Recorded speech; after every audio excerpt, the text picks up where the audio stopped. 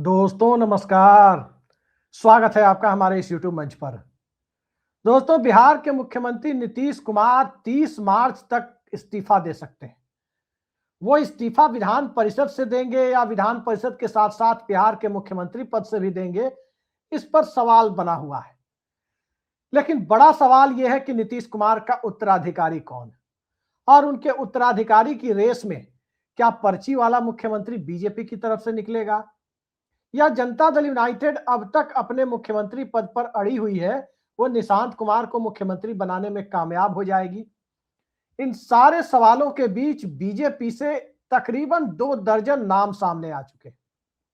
हर दिन 1-2 नए नाम सामने आते हैं, कुछ सांसदों के, कुछ विधायकों के, कुछ विधान पार्षदों के, कुछ संगठन से जुड़े हुए लोगों के और कुछ अन्य नाम। लेकिन क्या भारतीय जनता पार्टी वाकई जो नाम चल रहे हैं उन्हीं में से मुख्यमंत्री बनाएगी?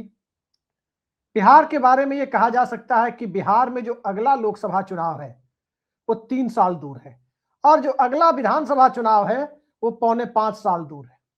तो ऐसी परिस्थिति में आज भारतीय जनता पार्टी संघ का एजेंडा इंप्लीमेंट करने वाला कोई ऐसा मुख्यमंत्री बना सकती है जो जातीय खांचे से ऊपर हो और विधानसभा चुनाव या लोकसभा चुनाव के 5-6 महीने पहले फिर उस मुख्यमंत्री की जगह नया मुख्यमंत्री भी ला सकती है। ऐसी चर्चा भी चल रही है। फिलहाल बिहार में कोई चुनाव नहीं है, लिहाजा बिहार का मुख्यमंत्री पद किसी ऐसे समूह के नेता को दिए जाने की संभावना जताई जा रही है जिसका फायदा उत्तर प्रदेश के विधानसभा चुनाव में भारतीय जनता पार्टी को मिले, क्योंकि उत्तर प्रदेश में लोकसभा चुनाव के दरमियान बीजेपी को अखिलेश यादव और राहुल गांधी के गठबंधन ने चारों खाने चित कर दिया था। वहां कमंडल के ऊपर मंडल भारी पड़ गया था और खासकर यूपी में जो बिहार से सटा हुआ इलाका है, पूर्वांचल का इलाका, वहां भारतीय जनता पार्टी को बहुत बड़ा नुकसान हुआ था। अब सवाल यह उठता है कि बिहार के मुख्यमंत्री पद को लेकर फैसले कहां से होनी है और क्या उन फैसलों पर नीतीश कुमार की मुहर रहेगी या नीतीश कुमार अपने ही पार्टी के नेता को मुख्यमंत्री बनाने के लिए अड़े रहेंगे। इन सब सवालों पर चर्चा के लिए आज हमारे साथ हैं वरिष्ठ पत्रकार और बिहार की राजनीतिक नब्ज को बहुत करीब से देखने, समझने और परखने वाले ऋषि मिश्रा जी। ऋषि जी, बहुत बहुत स्वागत है आपका हमारे इस YouTube मंच पर। और जरा हमारे दर्शकों को बताइए कि बिहार में क्या नीतीश कुमार ने मुख्यमंत्री पद को लेकर जनता दल यूनाइटेड को या उसकी दावेदारी को छोड़ दिया है या नीतीश कुमार अब भी अड़े हुए हैं कि नीतीश के बाद तो निशांत यानी एन फैक्टर ही चलेगा? क्या है बिहार की राजनीति के ताजा हालात? जेडीयू ने तो अभी तक कहा नहीं है और जेडीयू के जो राष्ट्रीय कार्यकारी अध्यक्ष हैं उनके बातों को माने तो उन्होंने तो स्पष्ट कहा है कि अभी किस पार्टी का मुख्यमंत्री होगा ये डिसाइड नहीं हुआ है। तो संजय झा के बयानों पे तो आपको विश्वास करना ही होगा क्योंकि पार्टी के कार्यकारी अध्यक्ष हैं। ये बात बिल्कुल भी सही है। नीतीश कुमार थोड़ा सा मत लीजिए कंफ्यूजन बनी हुई है। नीतीश कुमार पे भी दबाव है, बना के रखते हैं जानबूझ के, जो कहा जाता है उनकी कार्यशैली है। हाँ कह सकते हैं आप। और ये नीतीश कुमार पे दबाव है कि मुख्यमंत्री, अगला मुख्यमंत्री जो हो वो जेडीयू कोटे से ही हो, ना निशांत ही जी, नीतीश कुमार ना होके निशांत कुमार ही हो। तो क्योंकि देखिए ये एक जेडीयू का जो मान लीजिए थ्योरी है या जेडीयू कार्यकर्ता और नेताओं का या विधायकों का दबाव है, क्योंकि देखिए विधायकों की संख्या बीजेपी के आसपास ही है। यदि बीजेपी के पास 89 है तो जेडीयू के पास 85 विधायक है। इससे अच्छा परफॉर्मेंस क्या होता है? ठीक है, नीतीश कुमार यदि राज्यसभा जा रहे हैं, दिल्ली जा रहे हैं, तो मुख्यमंत्री जेडीयू कोटे से क्यों नहीं? लेकिन जो एक आमतौर पर जो अंडरस्टैंडिंग बनी हुई है, जो राजनीतिक गलियारों में चर्चा है कि बीजेपी कोटे से सीएम होगा और जेडीयू कोटे से डिप्टी सीएम होंगे। सवाल ये उठता है कि जेडीयू जो इन दिनों भूमिका बना रही है, चाहे श्रवण कुमार का बयान हो, संजय झा का बयान हो, तमाम लोगों का बयान हो, या निशांत जिस प्रकार से सक्रिय हो रहे हैं, क्या बीजेपी पर जेडीयू दबाव बना रही है? ना सीएम तो कम से कम 2 डिप्टी सीएम, ना सीएम तो कम से कम गृह विभाग, पथ निर्माण जैसे विभाग, महत्वपूर्ण विभाग। विधानसभा कहा जा रहा अध्यक्ष है कि की ऋषि जी, मांग की जा सकती है जी। एक चर्चा जोर पर है कि बिहार में नीतीश कुमार का मन बदल रहा है, क्योंकि जिस ढंग से पोस्टरिंग सामने आ रही है, वो पोस्टर वार आप देख रहे हैं कि बिहार में नीतीश कुमार की सभाओं में किस तरह से पोस्टर लेकर के लोग बांस बल्लियों पर चढ़ जा रहे हैं, कह रहे हैं कि नीतीश जी रउआ बिहार छोड़ के मत जाइए, मतलब आप बिहार छोड़ के मत जाइए।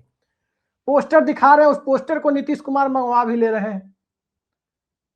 अब भावुक भी हो जा रहे हैं नीतीश कुमार उन पोस्टरों को देखकर। कई लोग ये देखिए कयास लगा रहे हैं एक कि नीतीश कुमार का मन डोल रहा है कि लोगों के सामने लोगों के की बात को मान करके अपने विचार को बदल दे। देखिए एक खबर ये चल रही है, एक खबर ये चल रही है कि नीतीश कुमार अपने आवास पे बैठे थे और उनके जो भुजा पार्टी के जो सदस्य हैं, चाहे उसमें आप ललन सिंह को ले लीजिए, अशोक चौधरी को ले लीजिए, संजय झा को ले लीजिए, विजय चौधरी को ले लीजिए, तो ऐसा चर्चा है कि उन्होंने उन लोगों से पूछा कि आप हमें दिल्ली क्यों भेज रहे हैं, यानी राज्यसभा क्यों भेज रहे हैं।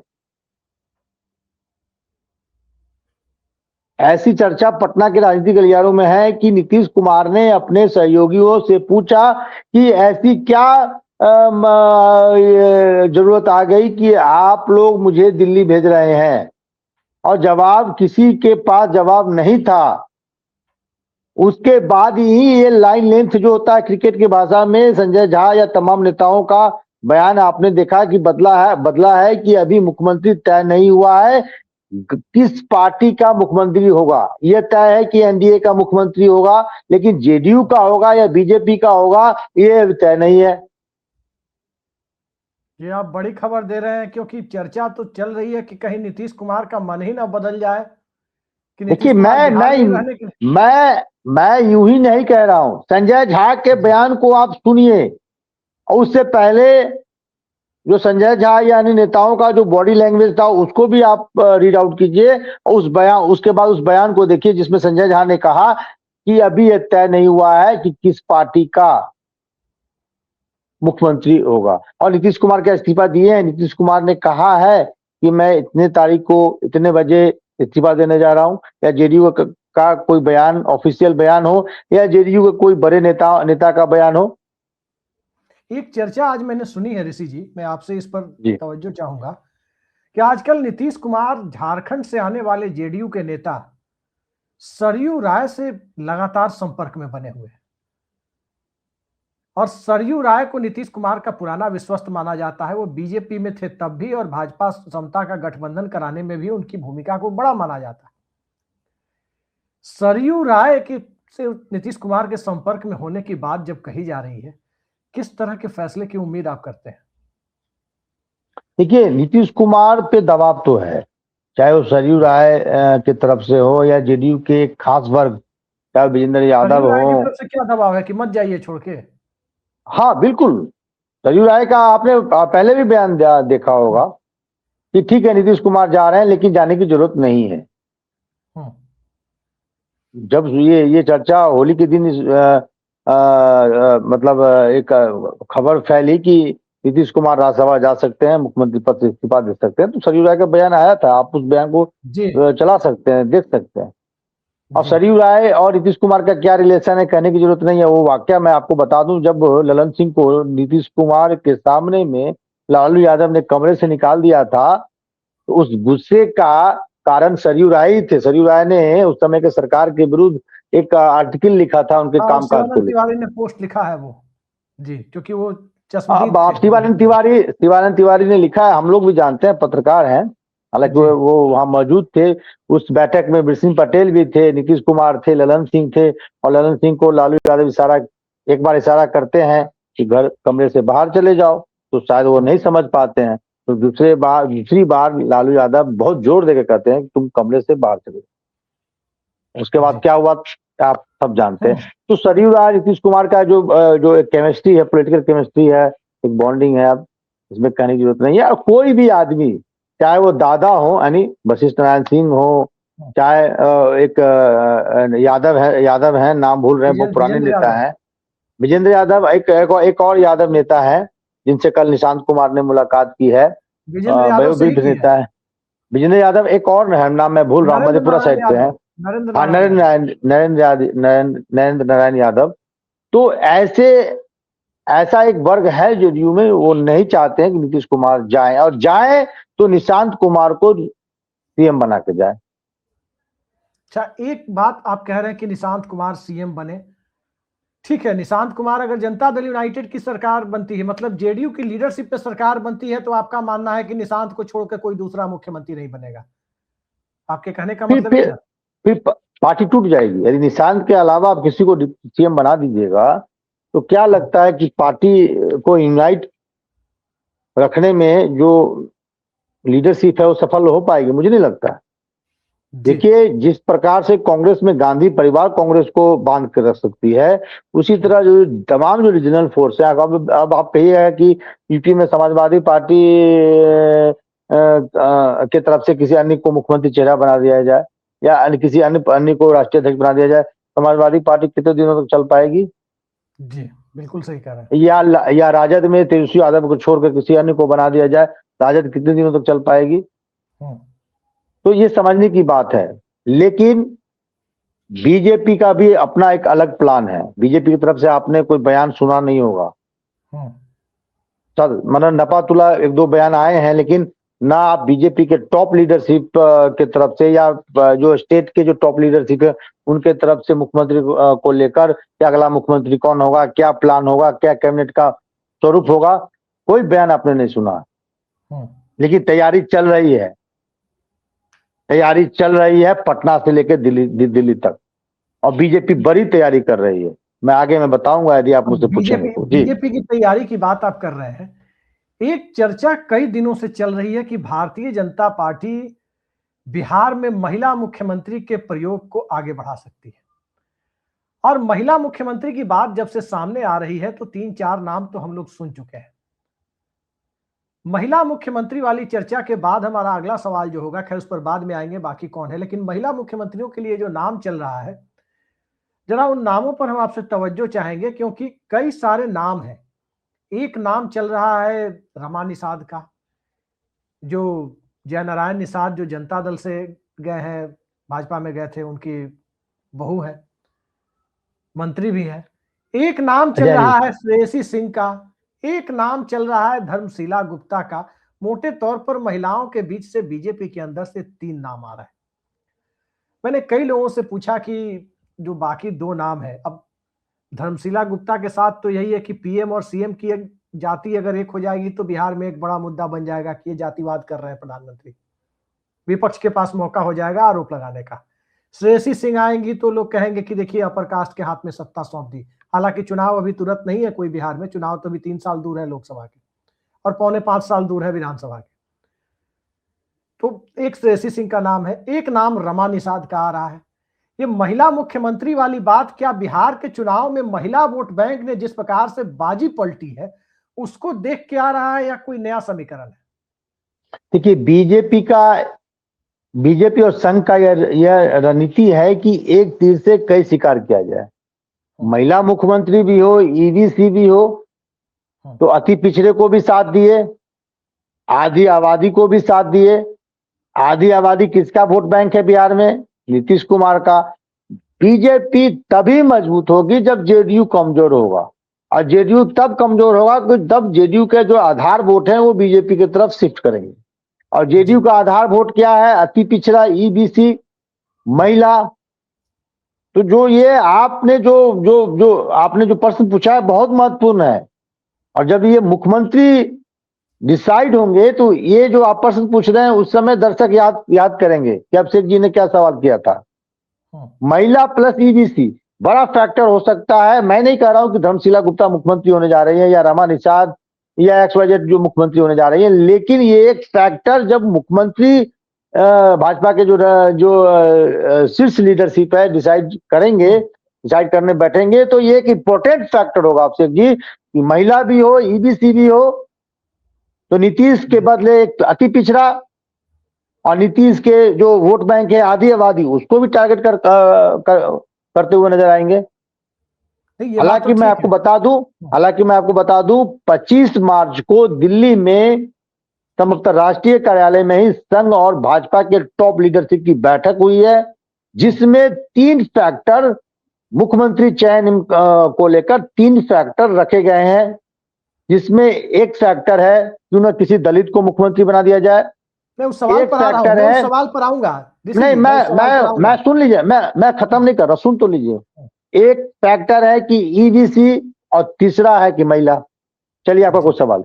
नहीं, इसमें महिला में आपने ठीक है, एक धर्मशिला गुप्ता का नाम है, दूसरा नाम आ रहा है निषाद समाज से, रमा निषाद। ये तो ठीक है कि चलिए रमा निषाद ईबीसी हैं। धर्मशिला गुप्ता के बारे में कहा जा रहा है कि वो ईबीसी आती हैं, तेली समाज से हैं, लेकिन उनके साथ वही है कि जो रघुवर दास के साथ हुआ था कि झारखंड में प्रधानमंत्री और मुख्यमंत्री की जाति एक ही हो गई और भाजपा ऐसी बाहर हुई कि 2 चुनाव से बाहर है। तो बिहार में भी ये फैक्टर हो सकता है धर्मशिला गुप्ता पर जो कहा जा रहा है।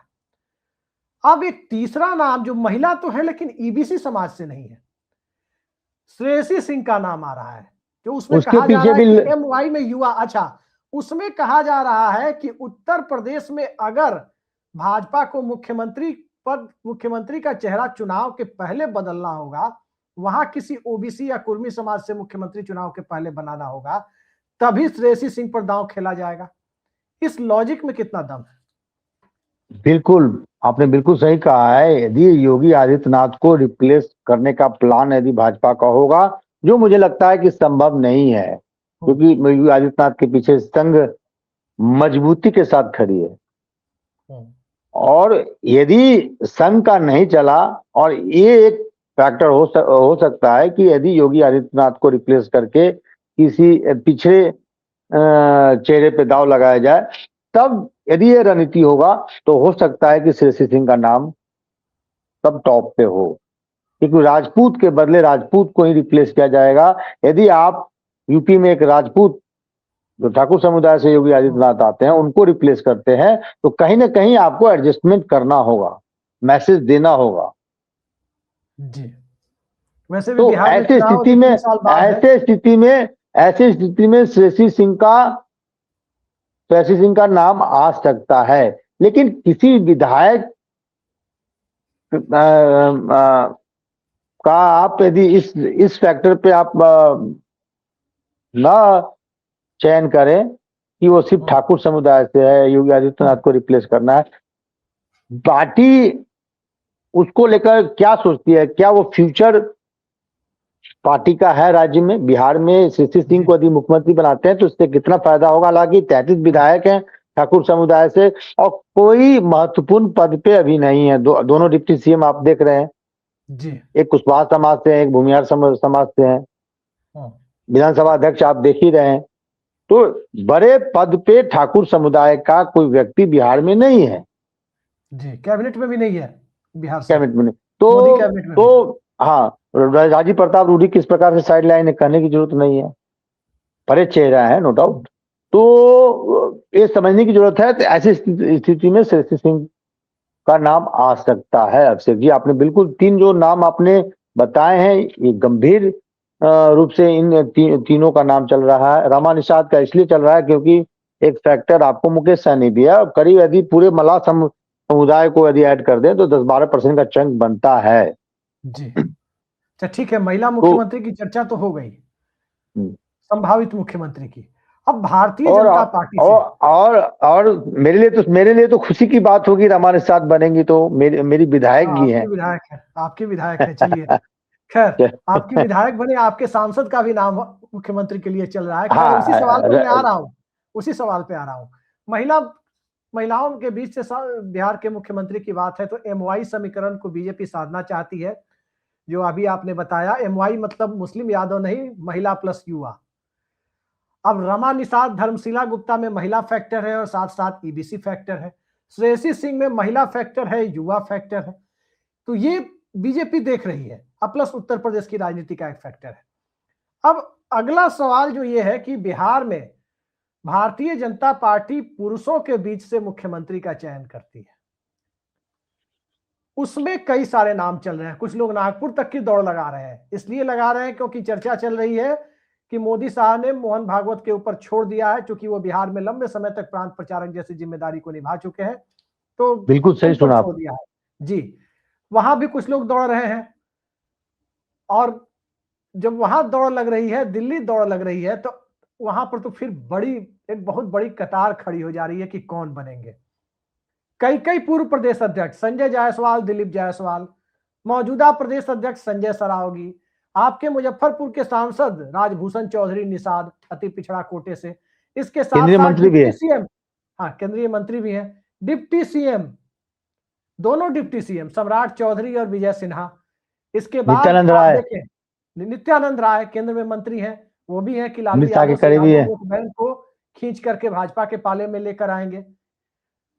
तो इतने नाम चल रहे हैं, कुछ और नाम भी है। विधानसभा अध्यक्ष प्रेम कुमार जो अति पिछड़ा समाज से आते हैं, उनका नाम भी चल रहा है, संजीव चौरसिया का नाम भी चल रहा है, दबे ढके तरीके से रामेश्वर चौरसिया का नाम भी चल रहा है।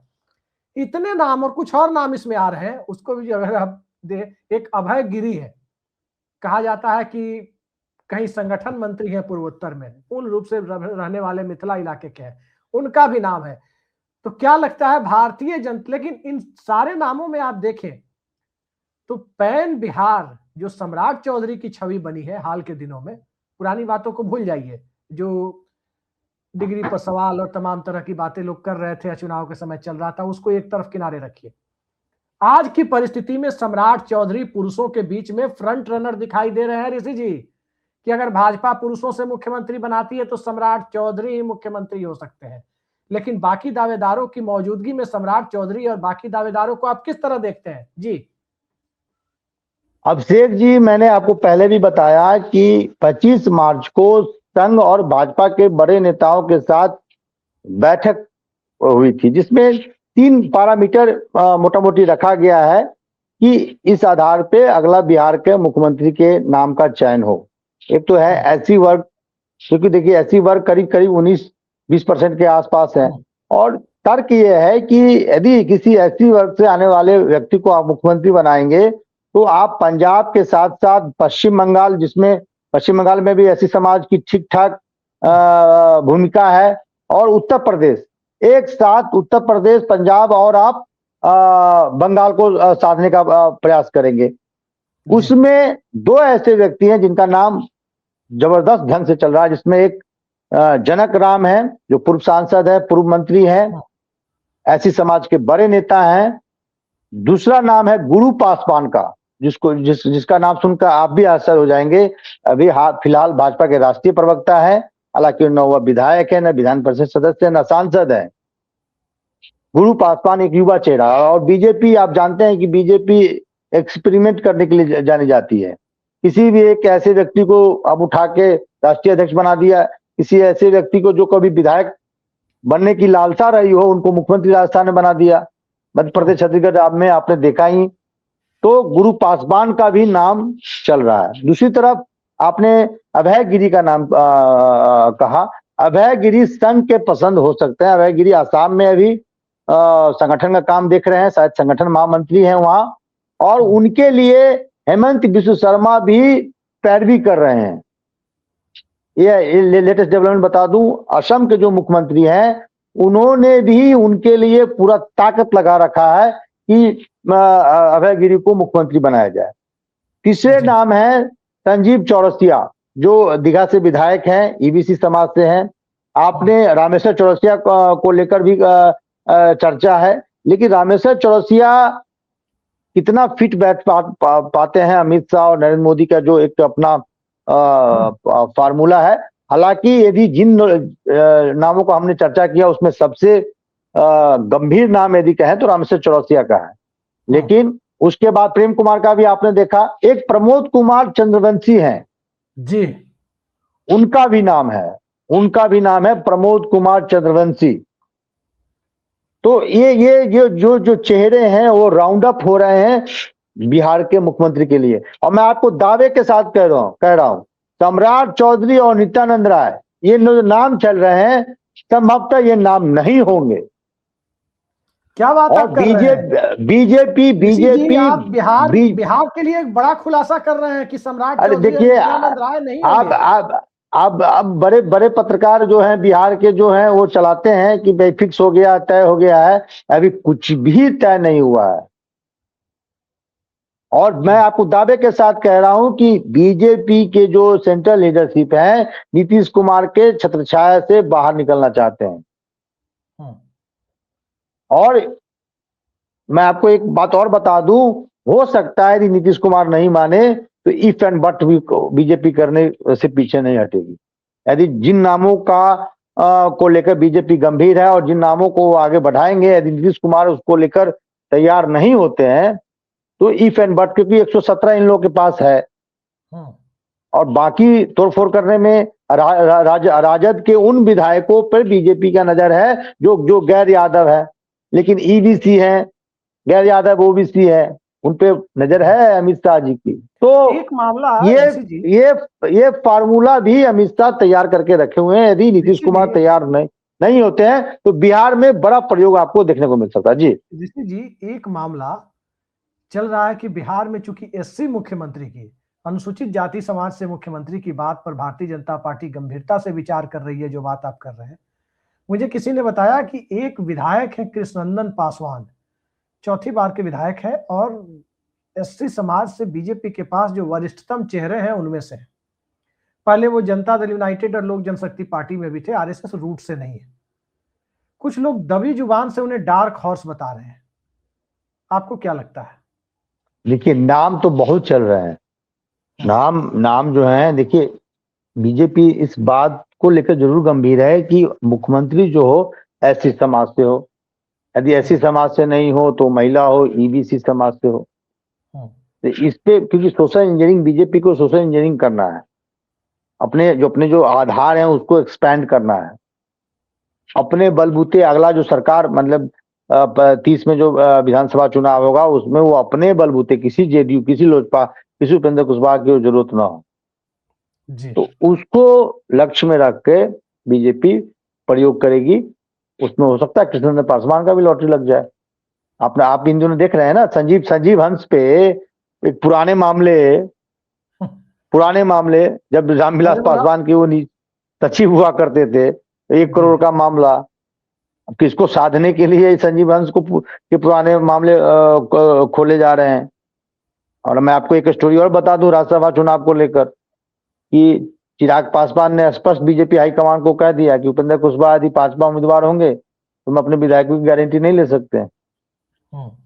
यही भय बीजेपी को था, इसलिए बीजेपी ने उनको नंबर 2 का उम्मीदवार बनाया। एक तो नंबर 1 नितिन नवीन थे, राष्ट्रीय अध्यक्ष, और अपने इनके जो शिवचंद्र राम, क्या नाम था उनका, शिवेश राम, उनको उन्होंने 4था उम्मीदवार बना दिया।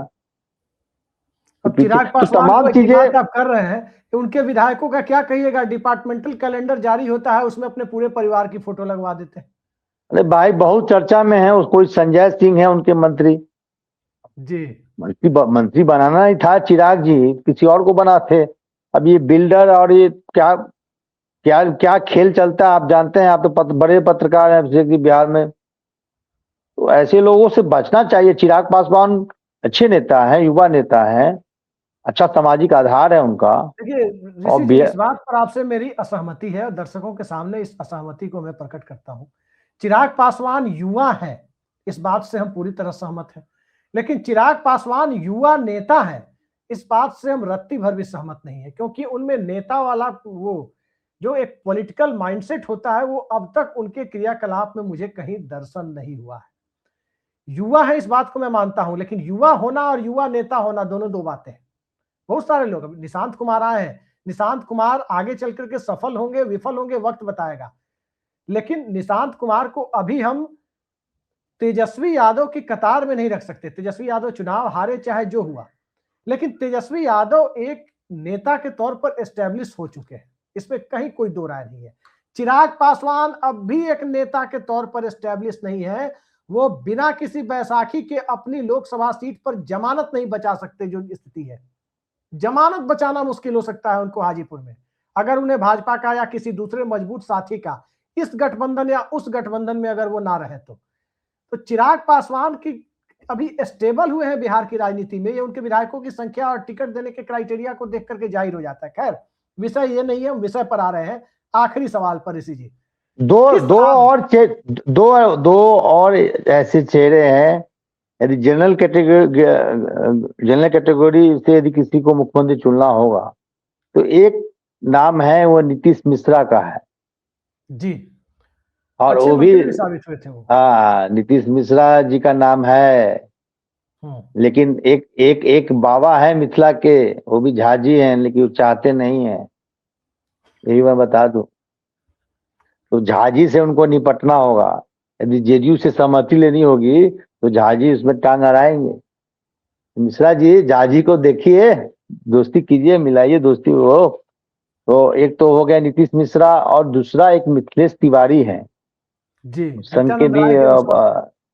हाँ, तो उनका भी नाम है, निश्चित रूप से उनका नाम है। यदि यदि जनरल कैटेगरी से यदि बीजेपी प्रयोग करेगी तो इन दो व्यक्तियों का नाम दिल्ली के राजनीतिक गलियारों में, बीजेपी जी, हेडक्वार्टर में बड़े नेताओं से पूछिएगा तो चर्चा में है ये दो नाम। जी ऋषि जी, हम आखिरी सवाल पर आ रहे हैं और बड़ा महत्वपूर्ण सवाल है कि आखिर, चूंकि हम सभी देख रहे हैं कि सम्राट चौधरी बिहार भाजपा में जितने प्रयोग हुए उप मुख्यमंत्रियों को लेकर, जितने प्रदेश अध्यक्ष बनाए गए, कोई सहमत हो या ना हो, पिछले 10 सालों में सुशील मोदी एरा के बाद यदि आप देखें, चाहे जितने प्रदेश अध्यक्ष हो या बीजेपी की तरफ से जितने डिप्टी सीएम हो, सबसे ज्यादा किसी ने अपनी छवि बनाई है बिहार में, सबसे ज्यादा किसी की ब्रांडिंग हुई है, वो सम्राट चौधरी है।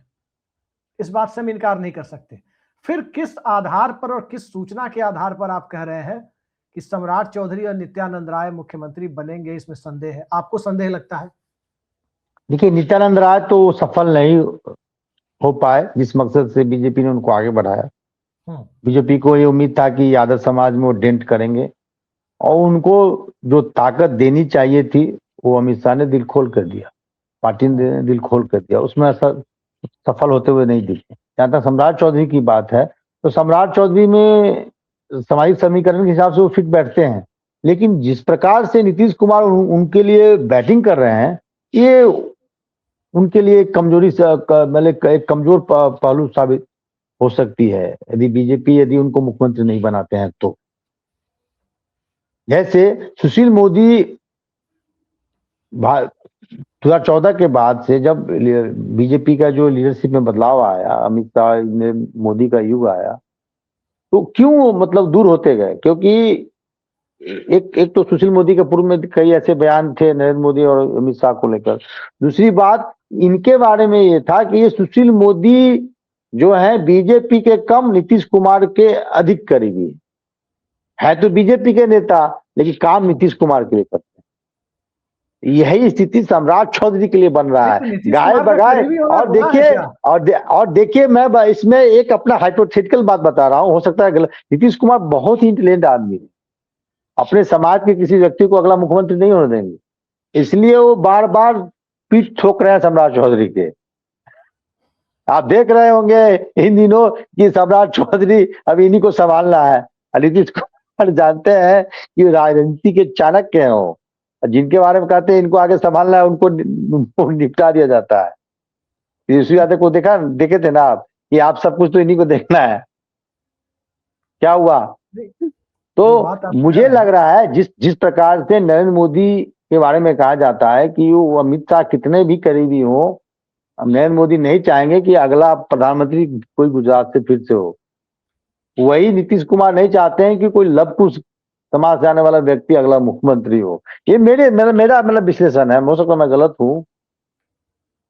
मतलब अपने बेटे के सिवा नीतीश कुमार उस समाज से किसी को नहीं चाहते हैं? आप समझ लीजिए ना, आप देख लीजिए। अब मैं छोटा सा बता रहा हूँ। यदि सम्राट चौधरी मुख्यमंत्री होंगे, उपेंद्र कुशवाहा की राजनीति खत्म। सम्राट चौधरी मुख्यमंत्री होंगे तो निशांत क्या डेवलप कर पाएंगे क्या? क्योंकि लवकुश से वो भी है, लवकुश से भी है। अब बता दीजिए अब हमको।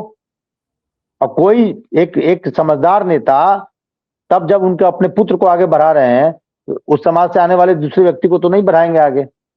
जी नहीं, अब कहने के लिए जो अब गांव घर का जो चालाक आदमी होता है कि बउआ ये तो बहुत पढ़ने में तेज है, सबके सामने में कहते हैं, बाद कहते हैं दूर साला ये तो भागा है, कुछ नहीं करेगा।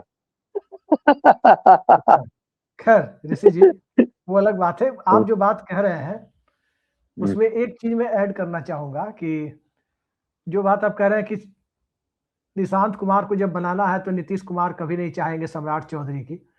मुझे याद आ रहा है अखिलेश यादव की ब्रांडिंग जब 2010-12 के बीच में मुलायम सिंह यादव कर रहे थे। बेनी प्रसाद वर्मा सहमत हो असहमत हो पार्टी से आउट हुई है, पार्टी से आउट होना पड़ा। आसपास सिर्फ अपर कास्ट के नेता मुलायम सिंह यादव के दिख रहे थे, ऊपर में जनेश्वर मिश्र, अमर सिंह, ब्रजभूषण तिवारी, ऐसे ही लोग, आजम खान, इस तरह के लोग पूरी तरह से मुलायम सिंह यादव के कॉकस में साफ साफ दिख रहे थे। किरणमय नंदा, बंगाली दादा, यही सब लोग थे। और तब अखिलेश यादव की ब्रांडिंग और बड़े करीने से की गई थी विधानसभा चुनाव के पहले। नीतीश कुमार को भी आप देखें, उनकी मोडस ऑपरेंडी को देखें तो निशांत कुमार की ब्रांडिंग के लिए उनके आसपास जनता दल यूनाइटेड में पिछड़े वर्गों की जगह अगड़े वर्गों के नेता ऊपर रखे गए। विजय चौधरी, संजय झा, ललन सिंह, आप देखिए निशांत के लिए। और जो बयान देकर के बैटिंग कर रहे हैं निशांत कुमार के लिए, उसमें आप देखिए तो दिखाई देंगे कौन कौन, अरुण कुमार, आनंद मोहन, पिता नीरज कुमार, इस ढंग से। मतलब ठीक मुलायम सिंह यादव वाली स्ट्रेटजी नीतीश कुमार अपनाए हुए दिख रहे हैं। क्या लगता है ये पूरा का पूरा देखिए, ये देखिए, आप देखिए जो राजनीति का कखारा भी समझता होगा ना, तो जो दिखता है राजनीति में होता नहीं है। दिख क्या रहा है, सम्राट चौधरी को लग रहा है कि सब पत्रकारों पुशअप दे रहे हैं। नीतीश कुमार कभी नहीं चाहेंगे कि एक अति पिछड़ा मतलब गैर यादव ओबीसी मतलब कुछ समाज से कोई व्यक्ति मुख्यमंत्री हो। यदि निशांत को लेकर गंभीर है तो जी, एक बार सम्राट चौधरी स्टेब्लिश हो जाएंगे। बीजेपी राष्ट्रीय पार्टी है भाई साहब। बीजेपी का कोई एक पिछड़ा चेहरा एक बार में स्टैंड कर जाएगा। केशव प्रसाद मौर्य कभी मुख्यमंत्री नहीं बन पाएंगे। बिल्कुल। तो ये है, देखिए वो मैं उस संदर्भ में नहीं कह रहा हूं, लेकिन नीतीश कुमार के पॉइंट ऑफ व्यू से, निशांत कुमार के पॉइंट ऑफ व्यू से मैं कह रहा हूं, ऐसे व्यक्ति को नीतीश कुमार कभी आशीर्वाद नहीं देंगे जो उनके बेटे के लिए भविष्य में चैलेंज बने। सम्राट चौधरी युवा है, जो आप कह रहे हैं, तब तो नीतीश कुमार सबसे ज्यादा यही चाहेंगे कि बीजेपी बनाए तो अपर कास्ट मुख्यमंत्री। और मुझे नहीं लगता है कि निशांत और सम्राट चौधरी में ज्यादा उम्र का फासला होगा। नहीं, हमको ये बताइए ना, जो बात आप कह रहे हैं, अगर उस फॉर्मूले पर ही जाए तो नीतीश कुमार तो चाहेंगे कि बीजेपी अपर कास्ट का मुख्यमंत्री बना दे। बिल्कुल बिल्कुल, बीजेपी ऐसा कोई फॉर्मूला लेके नीतीश कुमार के सामने जाएंगे, देखिएगा नीतीश कुमार देर नहीं लगाएंगे सहमति देने में। कि अपर कास्ट का मुख्यमंत्री, जैसे श्रेयसी का नाम चल रहा है या कोई और नाम आ गया, विजय सिन्हा आ गए, बिल्कुल उस परिस्थिति में देखिए जो तीन फैक्टर जिस पर चर्चा चल रही है, उसमें नीतीश कुमार देख लीजिएगा कि एक महिला अपर कास्ट की कोई हो, ऐसा प्रपोजल बीजेपी लेके आती है तो नीतीश कुमार आनाकानी नहीं करे। कोई ऐसी समाज का होगा या पिछड़े समाज का होगा, देख लीजिएगा उस पर जरूर डिबेट होगा। एक नीतीश कुमार की तरफ से या जेडीयू की तरफ से देखिएगा, मतलब उसको अटकाने का जरूर प्रयास किया जाए। और सम्राट चौधरी तो बिल्कुल नहीं बन रहा है मेरे हिसाब से, हालांकि मेरी तरफ से शुभकामनाएं हैं। ये देखिए, सम्राट चौधरी एक डिजर्व करने वाले नेता है, और सम्राट चौधरी को यदि कमान दी जाती है तो निश्चित तौर पर भारतीय जनता पार्टी आगे देखेगी। लेकिन अब बीजेपी है, और बीजेपी का काम करने का जो तरीका है, किसी नाम पर ना तो हम पूरी तरह से हाँ कर सकते हैं ना कर सकते हैं। लेकिन आज की पूरी चर्चा का जो क्रक्स है, जो आखिर में आपने कहा, एक लाइन और कह दूं, यदि बीजेपी सम्राट चौधरी के नाम को लेकर आगे आएंगे भी, और नीतीश कुमार से यदि सहमति लेनी होगी, आर पार की मूड में बीजेपी नहीं होगी, तब कोalition गवर्नमेंट चलेगी, तब नीतीश सबसे विरोध करने वाले होंगे वो नीतीश कुमार। आज की इस पूरी चर्चा का क्रक्स आपने लास्ट में बताया कि बीजेपी अगर किसी अपर कास्ट का नाम, और अपर कास्ट महिला का नाम या पुरुष का नाम, किसी का नाम भी बीजेपी लेकर के आएगी, तो सबसे पहले नीतीश कुमार सहमति देंगे, क्योंकि इससे उसका उनका जनता दल यूनाइटेड का जनाधार बचेगा। जो बात आप कह रहे हैं, यानी नीतीश कुमार की राजनीति जो आप लोग देख रहे हैं, ऋषि मिश्रा उसके ठीक उलट देख रहे हैं कि नीतीश कुमार कहते कुछ है और नीतीश कुमार की राजनीति होती दरअसल कुछ और है। एक बार नीतीश कुमार को जब अपनी पार्टी से मुख्यमंत्री बनाना था, तब तो नीतीश कुमार ने ओबीसी और ईबीसी को मौका नहीं दिया, और अंत में जीतन राम मांझी को मौका दे दिया था। आज भी कमोबेश हालात बिल्कुल उसी तरह से है। भारतीय जनता पार्टी जानती है कि यदि जनक राम को मुख्यमंत्री बनाया जाता है तो उत्तर प्रदेश में उनकी बिरादरी से मायावती जैसी बहुत बड़ी, देश की सबसे बड़ी चेहरा मौजूद है, लिहाजा उत्तर प्रदेश के चुनाव में जनक राम के चेहरे से कोई फायदा नहीं है। गुरु प्रकाश पासवान के चेहरे से थोड़ा बहुत फायदा बीजेपी उम्मीद कर सकती है। लेकिन अब बीजेपी क्या सोच रही है, और सबसे मजबूत थ्योरी जो चल रही है महिला मुख्यमंत्री की, क्या बिहार में राबड़ी देवी के बाद दूसरी महिला मुख्यमंत्री अब बेहद करीब है? थोड़ा इंतजार कीजिए, तमाम तरह के रहस्यों से पर्दा बहुत जल्द उठ जाएगा। आज की इंतजार का मजा लीजिए। बेहद सार्थक चर्चा में जुड़ने के लिए और इसी जी जितने तरह की बातें कर रहे हैं उसके लिए बहुत बहुत धन्यवाद आपका। नमस्कार।